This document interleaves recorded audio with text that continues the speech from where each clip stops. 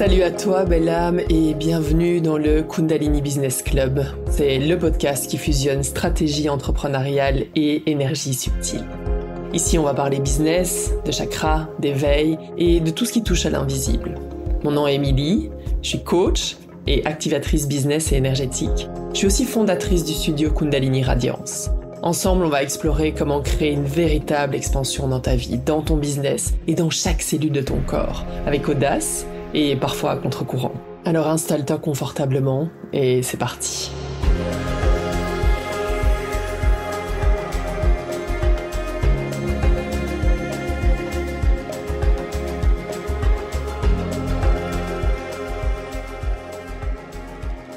Salut à toi et bienvenue dans ce tout dernier épisode de l'année 2024. On est à la veille de Noël et j'avais envie de venir ici pour te parler de quelque chose d'important, du moins pour moi, mais je pense en fait pour tous les entrepreneurs. C'est comment vraiment incarner ton propre CEO, comment devenir la boss de ta vie, de ton entreprise et comment passer du chaos à la clarté. Et j'en discutais avec mon mari et il me disait mais t'imagines quand même le chemin parcouru, toi qui étais quand même la fille super chaotique. J'ai raté tellement d'avions, perdu tellement de fois mes papiers, j'ai avancé dans mon entreprise complètement à l'aveugle, drivé par ma passion. Ça a fonctionné jusqu'à un certain point. Donc j'avais envie de venir ici vraiment pour aborder ce sujet, aborder aussi les choses qui m'ont vraiment aidé. Donc reste jusqu'à la fin de l'épisode parce que je vais te partager des trucs concrets. La réalité, c'est qu'aujourd'hui, tout le monde peut devenir entrepreneur. On est d'accord. Donc, tout le monde peut se lancer et il y a un côté absolument génial à ça parce que ça donne une chance à tout le monde. Moi qui ai jamais été très bonne aux études, qui ai été perdue pendant des années au niveau professionnel, j'avais aucune idée de ce que j'avais envie de faire et ça a été une chance pour moi de pouvoir me lancer en tant qu'entrepreneur parce que c'est vraiment à partir de ce moment-là que j'ai fleuri. D'accord, c'est vraiment à partir de ce moment-là que je me suis épanouie. J'ai compris que mon développement personnel allait se faire à travers mon entreprise. Il y a quelque chose de magique dans le fait de pouvoir décider de créer son entreprise. Sauf que ce que je vois beaucoup aujourd'hui, c'est qu'on vend du rêve. On vend du rêve dans le sens où ça va être simple, en 30 jours, tu vas créer ton business magnétique et de façon incroyablement fluide. Et ce que ça fait, c'est que beaucoup de gens se disent « Ok, mais moi, ça se passe pas du tout comme ça. Moi, c'est pas du tout ma réalité. » Et je pense qu'il y a certains ajustements à apporter à ça, certaines nuances. Donc oui, je crois énormément, évidemment, dans la manifestation, mais il n'y a rien à faire, l'action est primordiale. La manifestation sans action ne fonctionnera jamais, jamais, jamais. Donc, ce que j'ai envie d'apporter dans cet épisode aujourd'hui, c'est vraiment une réflexion de oui, c'est génial de se lancer comme entrepreneur, mais pourquoi est-ce que tu veux te lancer comme entrepreneur ? C'est quoi ton rêve derrière ? C'est quoi ta mission ? C'est quoi la transformation que tu offres vraiment ? Parce que ce que je vois beaucoup, c'est ce rêve d'être libre. Je pense qu'il y a beaucoup d'entrepreneurs qui se lancent parce qu'ils rêvent de liberté géographique, financière, la liberté de temps, beaucoup de reconnaissance aussi, et ce qui est absolument génial. Sauf que quand on se lance en entreprise parce que je rêve de quelque chose pour moi et uniquement pour moi, on reste bloqué dans nos peurs et on en oublie en fait qu'une entreprise, c'est une mission. C'est d'être au service de l'autre. C'est de vraiment transformer la vie de nos clients. Et souvent, cet aspect-là manque. Ou alors, il va être là, mais il va être en surface. Il y a peu de profondeur et donc l'entrepreneur va toujours vouloir ajouter des nouvelles cordes à son arc, être complètement happé par les réseaux sociaux parce que les autres font et moi je suis pas assez et il faut toujours que je devienne plus. Et donc on est tourné autour de l'ego de l'entrepreneur et vraiment de lui et de son histoire et de son désir et de ses rêves et qui veut devenir millionnaire et c'est ce que ça déborde de tous les côtés sur les réseaux. Et c'est ok, je suis pas du tout contre que les femmes deviennent millionnaires, c'est absolument génial. Mais quelle est vraiment la transformation que tu veux offrir en 2025. Et comment est-ce que cette transformation que tu offres va servir ton rêve de liberté? Et c'est quoi ta définition de la liberté réellement? Pour moi, la liberté aujourd'hui, et y habitant d'ailleurs aussi, c'était de pouvoir être libre, d'être présente avec mes enfants et de pouvoir voyager et de travailler n'importe où dans le monde. Mais maintenant, c'est vraiment de pouvoir vraiment faire ce en quoi je suis bonne, douée. On dit bonne au Québec. Et de pouvoir aller en profondeur là-dedans et d'aller de plus en plus loin dans la transformation que je peux offrir à mes clientes et d'être payée pour ça. Donc comment est-ce que, si on revient vraiment au chakra du cœur, qui est vraiment de donner, mais c'est aussi recevoir. Comment est-ce que tu peux vraiment aller équilibrer ces deux aspects-là en 2025, donc donner, il y en a qui sont très très forts dans le don, qui ont aucune limite, je vois énormément ça chez les femmes, et qui sont complètement submergées, qui ont passé une année 2024 vraiment difficile parce qu'elles sont tout le temps happées dans les rêves et les désirs des autres. Donc comment est-ce que tu peux donner de façon saine et offrir une transformation claire à tes clients sans te faire submerger? Donc là aussi, la question est avec quel genre de client est-ce que tu as envie de travailler? Est-ce que tu peux commencer à poser des limites extrêmement claires et en même temps recevoir la liberté, l'abondance dont tu rêves, recevoir la reconnaissance qui vient automatiquement. Si tu offres une véritable transformation, la reconnaissance va être là. Et je sais qu'énormément de femmes, et d'hommes certainement aussi, mais je travaille plus avec les femmes, ont un besoin énorme, une soif énorme de reconnaissance. Et donc pour aller atteindre ça, ce que je vois beaucoup et dont moi j'ai souffert aussi, c'est que on avance un peu au hasard dans notre entreprise. J'ai envie de faire ça, j'ai envie d'atteindre ce rêve-là, et donc je vais juste faire des actions, mais ça va pas vraiment être ciblé. Puis je vais un peu faire ce qui m'arrange, parce que ça m'arrange pas trop de faire ce qui me fait peur. Et au final, être entrepreneur, c'est devenir CEO. CEO de son entreprise, mais aussi CEO de soi-même. Donc comment est-ce que je peux devenir ma propre boss? Et là, peut-être que tu as eu des expériences en tant qu'employé et je t'amène ici vraiment dans un voyage à travers toutes les expériences que tu as pu avoir par le passé, lesquelles ont été bonnes, lesquelles t'ont nourri, lesquelles t'ont élevé et lesquelles t'ont drainé et vidé. Donc moi, j'ai des expériences avec des employeurs qui ont été vraiment horrible, sincèrement. Étant donné que je n'avais aucune limite moi-même, je me suis retrouvée dans... Et il y en a qui ont été exceptionnels, hein. Donc je dis pas que tout a été horrible, vraiment pas. J'ai appris énormément au passage.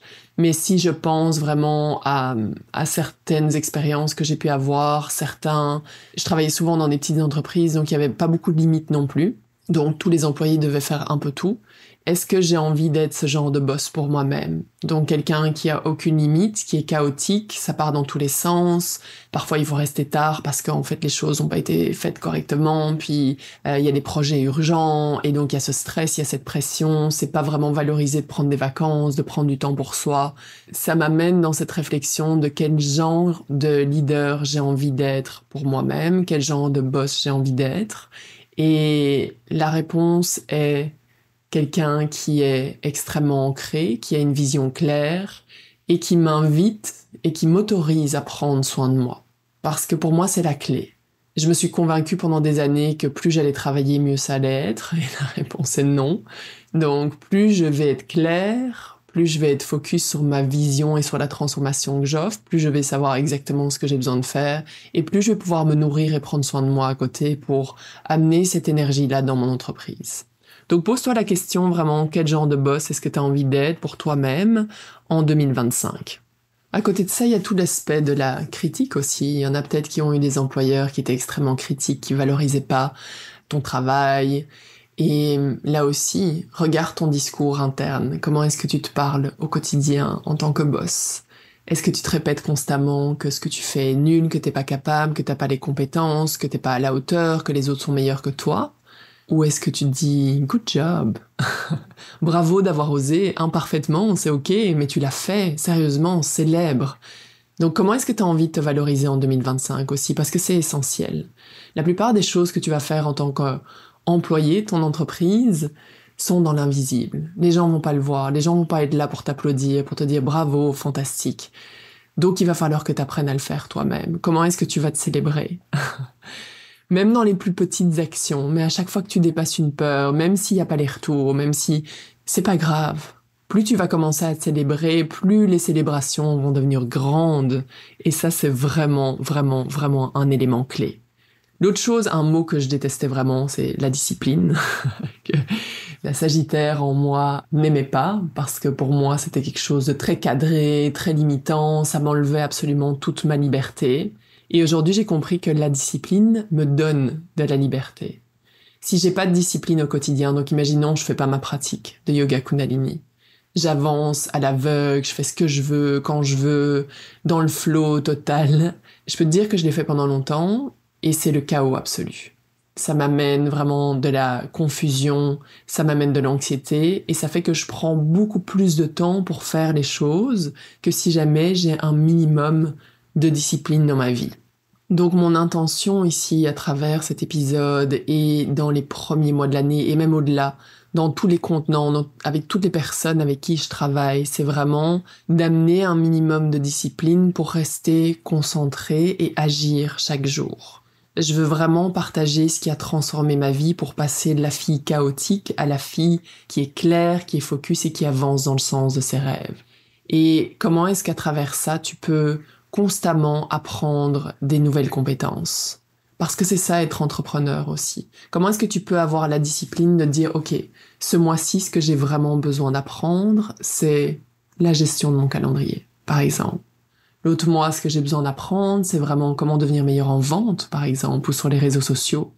Parce que ce que je vois régulièrement, c'est, il y a comme une montagne devant l'entrepreneur et ok, je suis complètement nulle, je suis à la ramasse. Il y a comme trop de choses à faire, puis je maîtrise pas ça, et puis on commence à se raconter des histoires. Et on ressasse non-stop les mêmes histoires. Alors que si tu te dis, je me donne un focus pendant un mois, je vais prendre 15 minutes par jour pour apprendre telle compétence. Tu vas voir les miracles que tu vas commencer à créer dans ta vie. Et être entrepreneur, c'est apprendre des nouvelles compétences pour devenir meilleur et apprendre à aller en profondeur dans une thématique. Donc je te parle pas d'aller rajouter une nouvelle formation pour devenir encore autre chose et encore autre chose et encore autre chose. C'est vraiment comment est-ce que dans ce que tu offres actuellement, tu peux apprendre à aller encore plus en profondeur. Comment est-ce que tu peux apprendre à automatiser ton entreprise, simplifier tout ce que tu répètes régulièrement. Comment est-ce que tu peux faire en sorte d'avoir un processus qui t'enlève une charge énorme de travail. Comment est-ce que tu peux commencer à créer une structure qui te soutient vraiment tout en restant aligné avec tes valeurs, avec ta mission et qui permet vraiment à ton féminin aussi d'être créative, d'explorer parce que tu n'es pas une girouette qui change tout le temps et qui part dans tous les sens. Tu connais le cadre, tu sais la transformation que t'offres et tu t'amuses là-dedans. Donc, ce que tu veux vraiment apprendre à faire en 2025, c'est de comprendre que le succès vient pas du jour au lendemain.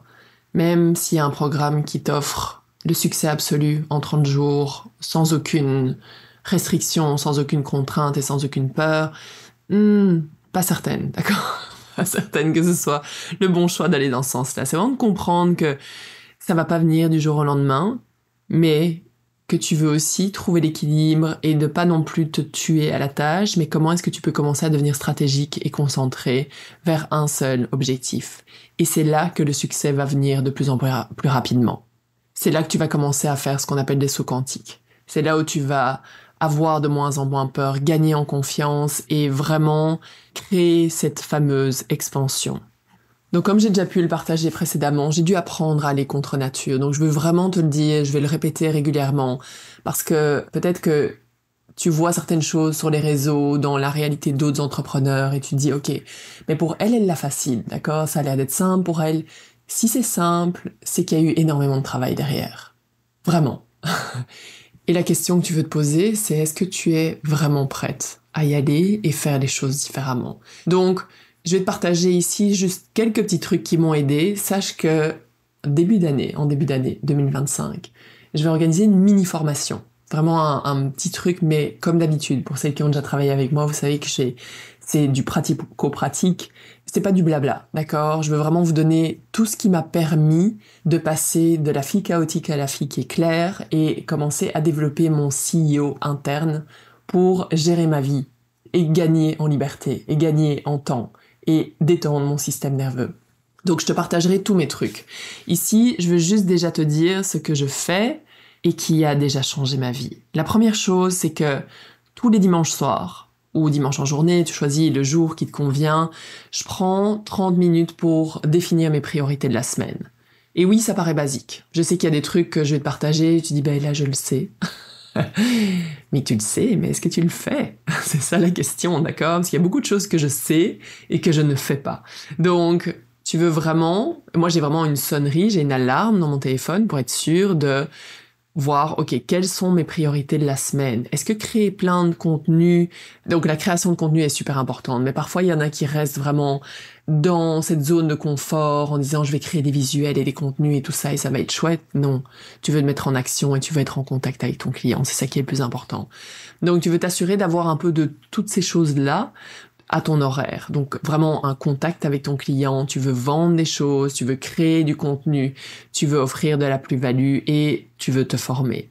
Quelles sont les actions essentielles que je dois accomplir qui vont m'amener dans la direction que je souhaite et que je désire réellement? Quelles sont les choses sur lesquelles je procrastine et qu'il faut absolument que je fasse et c'est la première chose que je vais faire? Et souvent, pour moi, ça va être des trucs administratifs, définitivement. Donc dimanche soir, ça va être ça. Tous les dimanches soirs, ça va être ça. Et c'est drôle parce que je travaille donc de façon intense avec les gens qui sont dans mon accélérateur. Et c'est un des premiers modules que je vais partager. C'est vraiment focus, clarté. Et souvent, je me rends compte qu'à la moitié du programme, les personnes qui ont plus de mal, ou ça freine un peu plus, ou qui n'arrivent pas à avancer à la hauteur de leur espérance, c'est parce qu'elles n'ont pas intégré ces choses-là. C'est inévitable. Si tu mets ça en place, ton entreprise va changer, ta vie va changer, d'accord? La deuxième chose, c'est vraiment de travailler sans distraction. Donc, moi, je fais des sessions Pomodoro, et donc j'ai des sessions de 25 minutes. J'ai vraiment les 3-4 choses que je veux absolument accomplir dans la journée. Je travaille pendant 25 minutes dessus. Et une fois que la sonnerie sonne, donc il y a un site internet, tu peux écrire Pomodoro dans Google et tu vas voir le site. Ça te permet de rentrer tes tâches. Et je vais être super concentrée pendant 25 minutes. Et même si je suis dans un flow absolu, quand la sonnerie sonne, j'arrête. Tu veux arrêter quand t'es dans le flow. Tu veux pas attendre d'être au bout de ta tâche. Tu arrêtes. Et pendant 5 minutes, tu bouges, tu danses, tu fais du yoga, tu fais de la méditation, tu vas promener ton chien, tu fais ce que tu veux. Et j'ai vraiment mis du temps à vraiment intégrer ces sessions-là. Parce que je me disais, non, c'est bon, je vais pouvoir faire différemment. Mais tu vas voir que tu vas livrer dans ton entreprise comme jamais. Et ce qui est super important, c'est que pendant les temps de pause, tu ne scrolles pas. C'est vraiment comme de la drogue. C'est comme si à chaque fois tu prenais un shot de cocaïne, une ligne de cocaïne, t'avais vraiment ce boost de dopamine qui ne te sert absolument à rien. D'accord? Donc tu veux vraiment apprendre à faire quelque chose qui te fait du bien. Et si jamais t'as du mal, si jamais t'y crois pas, fais-le pendant un jour ou deux. Essaye juste pendant un jour ou deux. Et je pense qu'à l'époque, je l'ai peut-être déjà partagé dans un épisode, mais j'aurais peut-être pu être considérée comme TDA, trouble de l'attention, et en même temps, j'ai un caractère addict. Vraiment. Depuis toujours, je peux vraiment partir dans des obsessions où je pourrais très facilement, si jamais je fais pas attention, perdre du temps sur les réseaux sociaux. Et j'ai dû devenir très disciplinée. D'accord? Parce que je ne me sens absolument pas bien quand je fais ce genre de choses. Et aujourd'hui, j'ai vraiment compris que le prix que je paye au niveau de mon bien-être, de ma santé, de ma productivité est beaucoup trop élevé. Et je sens à quel point ces sessions transforment ma vie. Et donc, la satisfaction est tellement grande que c'est devenu non négociable. Quand je travaille, mon téléphone est dans une autre pièce. Je suis pas distraite, mon téléphone est d'ailleurs toujours sur ne pas déranger, j'ai pas de notification. J'ai dû développer ça. Et donc, je veux vraiment te partager ça, c'est que je l'ai pas eu facile, que c'était pas ancré. Je fais pas partie de ces personnes ultra organisées de naissance, et c'est important que tu le saches.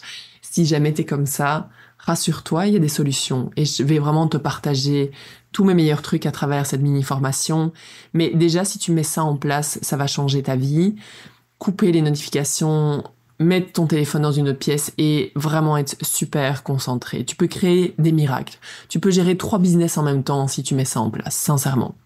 Troisièmement, ne sous-estime pas l'importance de prendre soin de toi et de faire des pauses.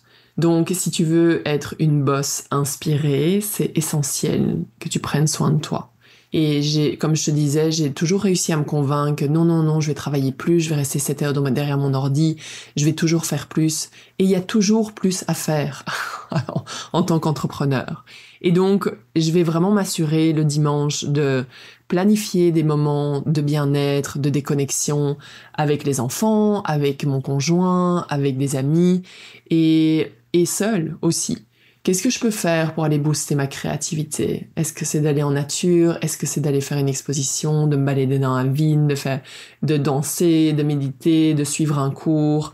Et vraiment d'avoir des moments de tranquillité où je vais vraiment aller me ressourcer. Et de dire c'est ok si jamais je travaille pleinement et super efficacement pendant 4 heures et après je prends vraiment 1 heure, 2 heures pour moi, pour vraiment me nourrir. Et là aussi, je suis certaine qu'il y en a plusieurs qui ne le font pas. Ok, j'ai pas mal certaine de ça. Et ensuite, le dernier point, c'est de faire le ménage numérique autant que possible. Donc ça ressemble à quoi? Le ménage numérique, c'est vraiment moi je l'appelle mon jour CEO aussi. Le vendredi, c'est vraiment dédié à l'admin, à régler toutes les choses sur lesquelles je procrastine. Et au niveau du ménage numérique, je vais nettoyer tout mon écran d'accueil sur mon ordinateur, je vais vider ma boîte mail, je vais m'assurer que tous les messages ont été répondus sur les réseaux sociaux, au niveau de mes mails aussi. Je m'assure de clôturer toutes les choses que j'ai pu laisser en suspens pour vraiment avoir la paix d'esprit. Et il y a ce truc assez cool sur l'iPhone où tu peux vraiment comparer ton temps d'écran par rapport à la semaine précédente. Et j'essaye toujours de réduire au maximum. Comment est-ce que j'adore les défis, j'adore les challenges. Donc, je vais voir comment est-ce que je peux limiter les choses, comment est-ce que je peux simplifier. Est-ce qu'il y a un processus cette semaine qui était un peu lourd ou que je pourrais vraiment automatiser. C'est vraiment un jour où je vais essayer d'optimiser au maximum chaque aspect de mon entreprise. Est-ce qu'il y a des choses qu'il faudrait que je fasse différemment? Comment est-ce que je pourrais améliorer le service que j'offre aussi à mes clients, aller plus en profondeur et voir peut-être aussi quelles sont les nouvelles ressources qu'il faudrait que j'apprenne. Donc c'est vraiment comme un jour de bilan pour régler tout ce qu'il y a à faire, pour mettre vraiment des limites claires et nettoyer tout ce qui est numérique parce que souvent ça peut déborder dans tous les sens et voir comment j'ai encore envie d'optimiser les choses. Donc ces 4 points-là changent déjà mon entreprise, j'aurais beaucoup d'autres choses à te proposer, mais la question ici maintenant c'est est-ce que tu es prête à changer les choses en 2025 et vraiment gagner en clarté, en liberté et aller explorer vraiment cette nouvelle version de toi qui t'attend, qui est déjà là. Mais ça passe vraiment par une certaine discipline et d'instaurer des nouvelles choses dans ta vie. Donc, dans la légende, je t'ai partagé le lien pour rejoindre la mini-formation qui va changer ta vie et changer ton business en 2025. C'est ma promesse absolue. D'accord? On va clarifier les choses, on va mettre des choses en place pour vraiment que tu devienne la master absolue de ta vie. Donc va cliquer sur le lien. Comme d'habitude, si t'as aimé cet épisode, aime-le, commente-le, je veux te lire, je veux vraiment qu'ils prennent de l'expansion aussi en 2025. J'ai tellement de belles choses à te partager. Merci en tout cas d'être là, merci d'avoir écouté jusqu'au bout et je te souhaite un magnifique temps en famille et avec ceux que tu aimes. Salut!